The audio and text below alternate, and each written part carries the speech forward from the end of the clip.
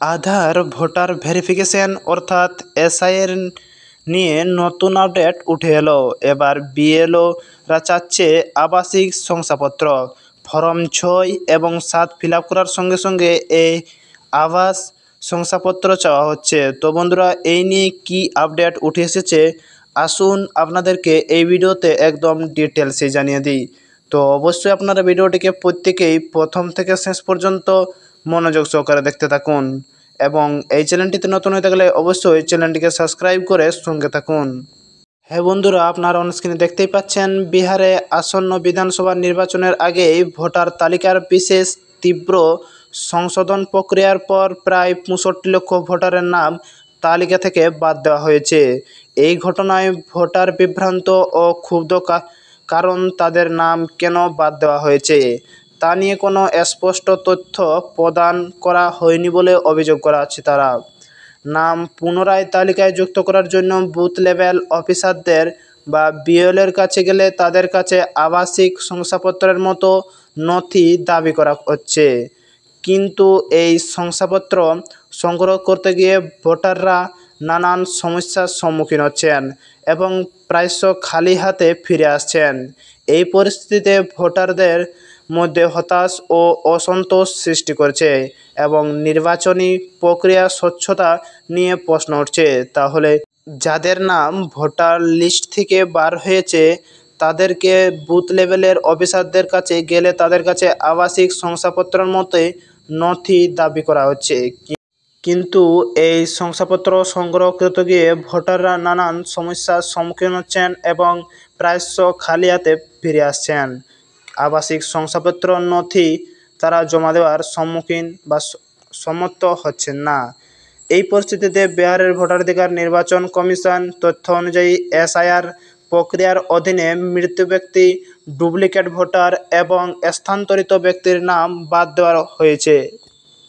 এর মধ্যে 22 লক্ষ মৃত ভোটার, 7 লক্ষ ডুপ্লিকেট ভোটার এবং 36 লক্ষ স্থানান্তরিত ভোটারের নাম তালিকা থেকে সরানো হয়েছে। তবে অনেক ভোটারের অভিযোগ তারা বিবাহের স্থায়ী বাসিন্দা এবং পূর্ববর্তী নির্বাচনে ভোট দিয়েছেন, তবুও তাদের নাম বিনা নোটিশে বাদ দেওয়া হয়েছে কেন। উদাহরণস্বরূপ পাটনার বাসিন্দা শ্যামলাল যাদব বলেন, আমি গত লোকসভায় নির্বাচনে ভোট দিয়েছি। তাহলে পাটনার বাসিন্দা শ্যামলাল যাদব বলেন, আমি গত লোকসভায় নির্বাচনে ভোট দিয়েছি, এখন আমার নাম তালিকায় নেই। বিএলও আমাকে আবাসিক শংসাপত্র আনতে বলেছে, কিন্তু ব্লক অফিসে গিয়ে কোনো সাহায্য পাইনি। ভোটাররা যখন তাদের নাম তালিকায় যুক্ত করতে ফর্ম 6 বা সংশোধনের জন্য ফর্ম 7 জমা দিতে বিএলওদের কাছে যাচ্ছেন, তখন তাদের কাছে আবাসিক শংসাপত্র ছাড়াও জন্ম শংসাপত্র, পাসপোর্ট, শিক্ষাগত শংসাপত্র ও জমির নথির মতো নথি দাবি করা হচ্ছে। তাহলে 6 নম্বর ফর্ম এবং 7 নম্বর ফর্ম জমা দিতে গেলে বিএলওদের কাছে তখন তাদের কাছে আবাসিক শংসাপত্র ছাড়াও জন্ম শংসাপত্র, পাসপোর্ট, শিক্ষাগত শংসাপত্র বা জমির নথির মতো নথি দাবি করা হচ্ছে। কিন্তু গ্রামাঞ্চলে অনেক ভোটারের কাছে আধার কার্ড ছাড়া এই ধরনের নথি নেই। তাহলে গ্রামাঞ্চলে অনেক ভোটারের কাছে আধার কার্ড ছাড়া আর কোনো নথি নেই। আবাসিক শংসাপত্রের জন্য ব্লক অফিসে গেলে তাদের দীর্ঘ লাইনে দাঁড়াতে হচ্ছে এবং অনেক ক্ষেত্রে কর্মকর্তারা অপর্যাপ্ত নথির কারণ দেখিয়ে শংসাপত্র দিতে অস্বীকার করছেন। মুজাফফরপুরের এক বাসিন্দা রামবিলাস পাসওয়ান জানান, আমি 3 বার ব্লক অফিসে গিয়েছি, কিন্তু প্রতিবারই নতুন নতুন নথি চাওয়া হচ্ছে। এটা আমাদের ভোটাধিকার কেড়ে নেওয়ার চেষ্টা। কিষানগঞ্জ, কাটিহার, আরারিয়ার মতো সীমান্তবর্তী জেলাগুলিতে পরিস্থিতি আরও জটিল। তাহলে কিষানগঞ্জ, কাটিহার ও আরারিয়ার মতো সীমান্তবর্তী জেলাগুলিতে পরিস্থিতি আরও জটিল। এই এলাকায় বাংলাভাষী ও সংখ্যালঘু সম্প্রদায়ের অনেক ভোটারের নাম তালিকা থেকে বাদ দেওয়া হয়েছে। বিরোধী দলগুলি, বিশেষ করে রাষ্ট্রীয় জনতা দল এবং কংগ্রেস অভিযোগ করেছে যে এই প্রক্রিয়ার রাজনৈতিক উদ্দেশ্য প্রণোদিত এবং নির্দিষ্ট সম্প্রদায়কার ভোটাধিকার থেকে বঞ্চিত করার লক্ষ্য করা হচ্ছে। আরজেডি নেতা মৃত্যুঞ্জয় তিওয়ারি বলেন, নির্বাচন কমিশনের এই প্রক্রিয়া স্বচ্ছ নয়।